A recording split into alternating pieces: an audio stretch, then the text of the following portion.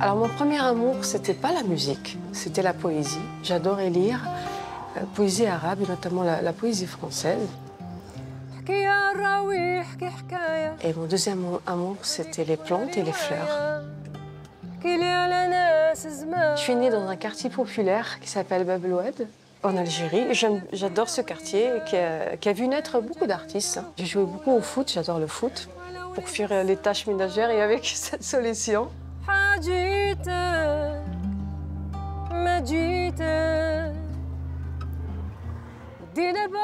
vécu en France depuis 25 ans maintenant. Je ne pensais pas que j'allais rester en France parce que je voulais poursuivre mes études et heureusement que je suis restée. Bonjour Swan Massy. Bonjour. On est ravis de vous accueillir dans le Paris des Arts. On va parler dans cette émission de plein de choses, de votre dernier album aussi dans lequel vous ne manquez pas de jeter des ponts entre la France et l'Algérie, votre pays natal. Mais avant, on revisite ensemble l'œuvre de Picasso. Ça vous tente? Avec plaisir. Allez, on y va.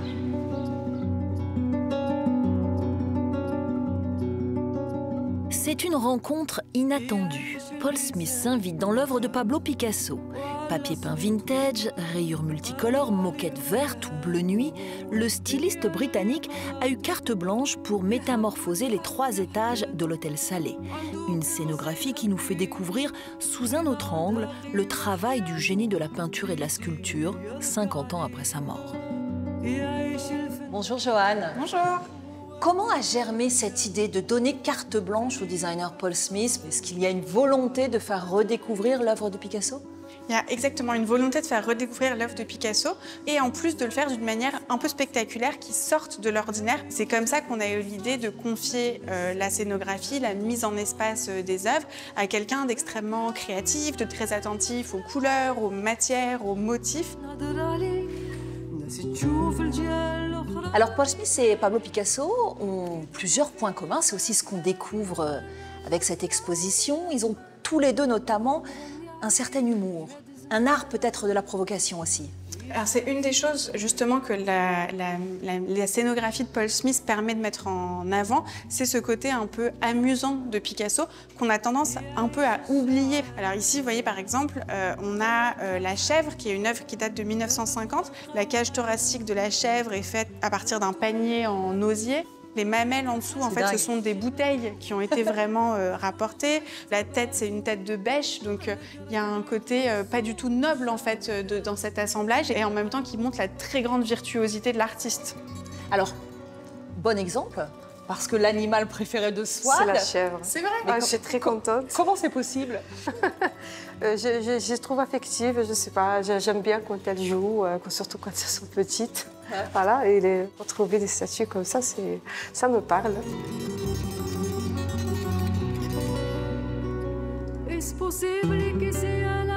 Ah, moi j'aime celle-là, regarde. Ah oui, un sourire.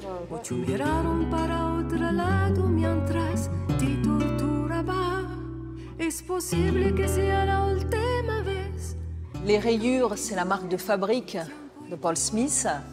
On découvre aussi que les verticales étaient chères à Picasso. À quoi correspondent ces lignes dans ces portraits de femmes? Alors, ça ne correspond pas toujours forcément à quelque chose de très précis, mais là, on est face à des œuvres qui ont été réalisées à la fin des années 30, début des années 40, donc dans une atmosphère globale assez sombre, le début de la guerre en Espagne, le début de la Deuxième Guerre mondiale. Et donc, les lignes, elles ont cette tendance à saturer l'espace et à donner l'impression d'un espace un peu claustrophobe qui enferme en fait l'individu qui est représenté à l'intérieur. Alors, c'est vrai que son rapport aux femmes, c'est quand même l'ombre au tableau. On l'a souvent accusé de misogynie, de violence aussi envers les femmes. Le musée a une vraie réflexion autour de ça et c'est bien. Oui, oui, c'est important. Enfin, de toute façon, ça fait vraiment partie de nos missions, mais je pense qu'on nous attend là-dessus, sur le fait de vraiment nous emparer de ce sujet et pas de le laisser sous le tapis, en fait, si je puis dire.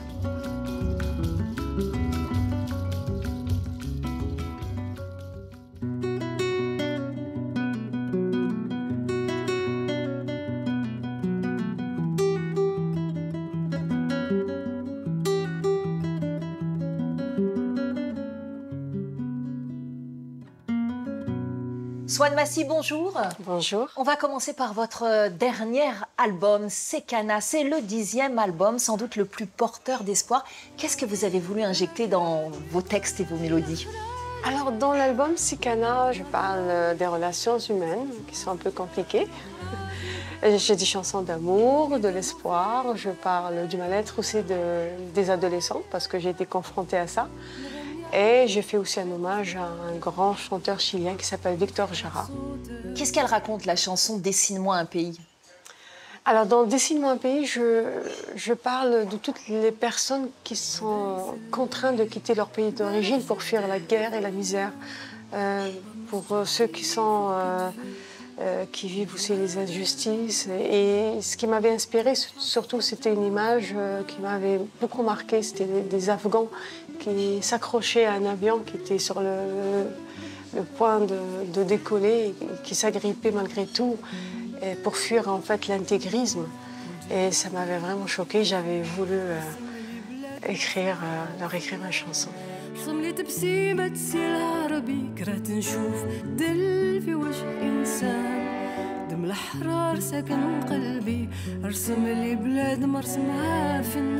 Exister dans la musique, pouvoir en vivre, c'est très difficile pour n'importe qui. Pour vous, ça relève presque de l'exploit, puisque vous avez débuté la musique pendant la décennie noire en Algérie. C'était une période de terreur.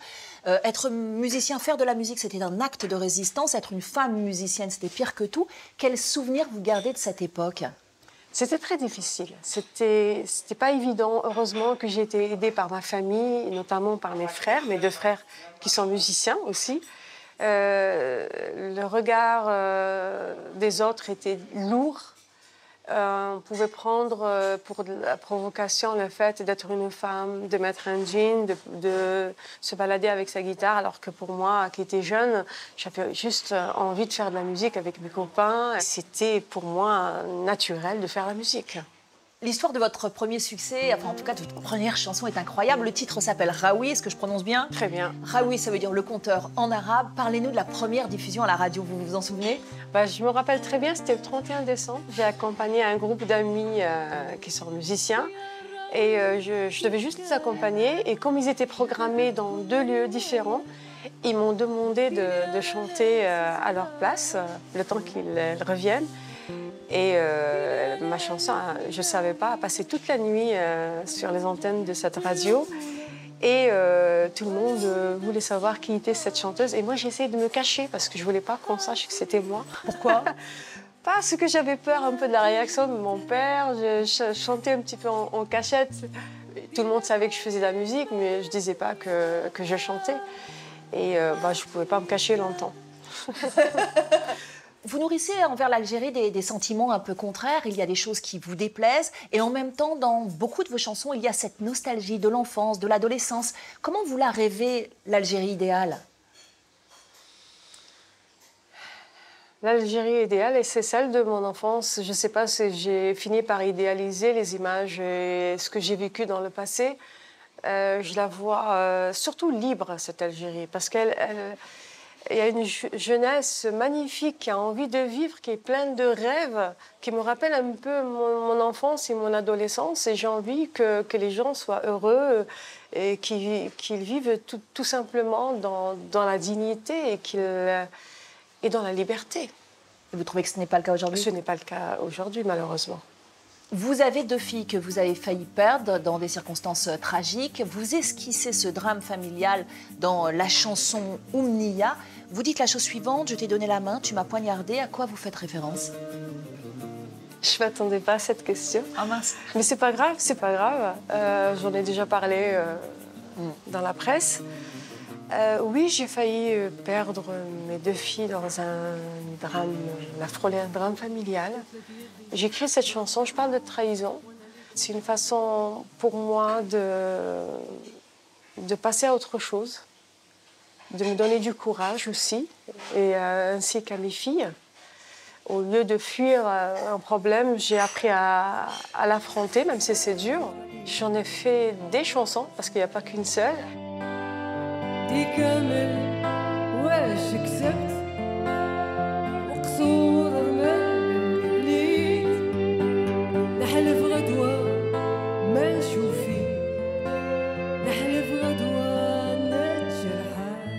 Vos textes sont des textes engagés. Qu'est-ce qui vous révolte le plus aujourd'hui? Toutes les injustices, et surtout les injustices qui sont faites aux femmes. En fait, je ne me rendais pas compte quand j'étais jeune. Et maintenant que j'ai 50 ans, je me rends compte les atrocités que vivent les femmes. Pas qu'à l'étranger, pas qu'au Maghreb, au Moyen-Orient, en Afrique, mais surtout aussi en France. Il ne faut pas oublier qu'il y a une femme qui meurt sous les violences. Sous les coups de son mari. Oui, tous les 3 jours. C'est inadmissible. On va terminer sur cette chanson que j'adore de votre dernier album qui s'intitule Une seule étoile et vous chantez la chose suivante.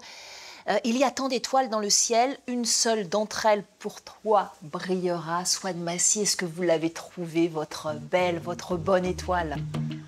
Je pense que je l'ai depuis un moment. Elle m'accompagne, j'ai beaucoup de chance. Il faut y croire. Pourquoi faudrait-il que la terre t'écoute, que Dieu lui-même exauce ta prière? Pourquoi faudrait-il qu'en bord de ta route, de fleurs en bouquet, de sourires fiers?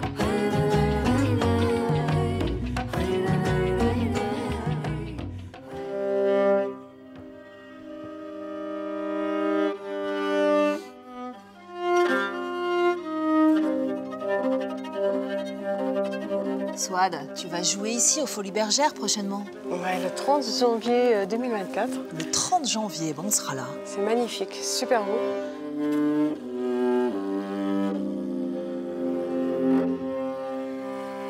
Dans son Paris des Arts, Swad nous emmène à la rencontre de Jasser Haj Youssef, violoniste de génie, compositeur aussi, et surtout l'un des rares à jouer de la viole d'amour, cet instrument cher à Bach et à Vivaldi, tombé en désuétude depuis. Quel accueil!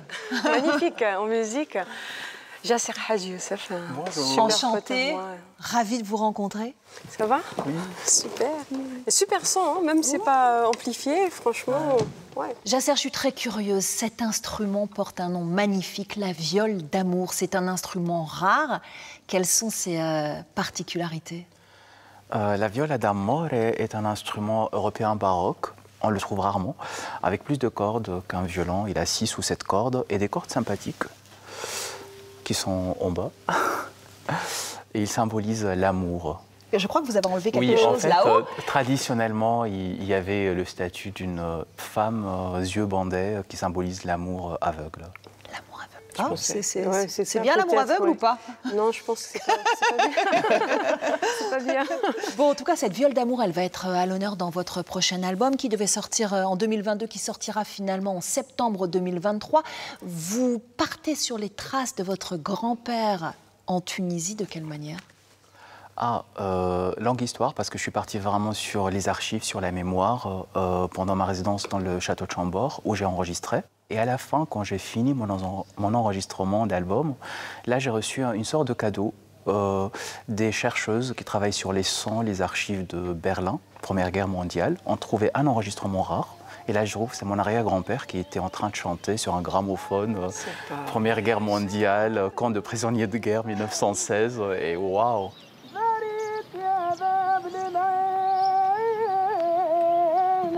Et finalement, il est dans l'album parce qu'il collait parfaitement sur un enregistrement que j'ai déjà enregistré avant de connaître cette histoire.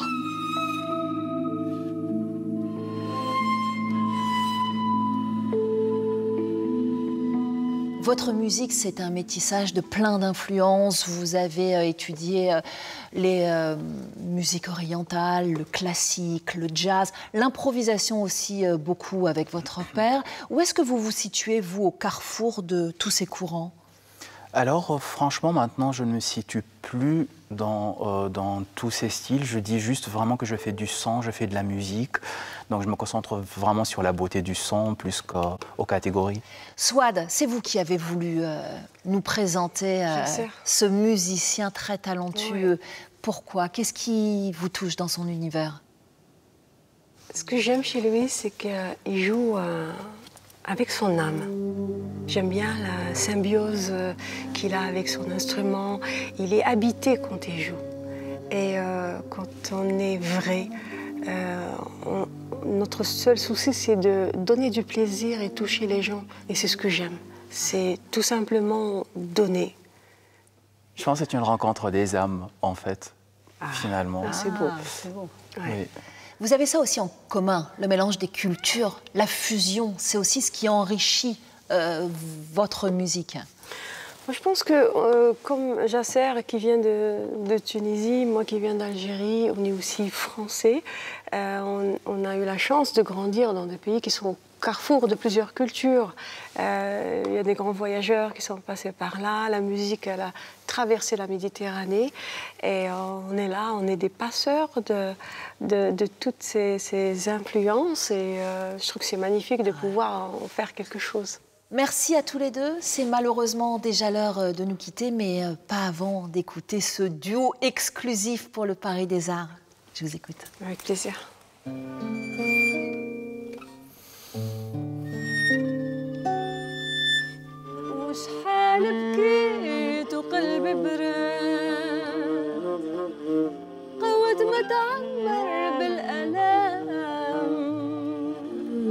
وكرهت روحي وكرهت الواد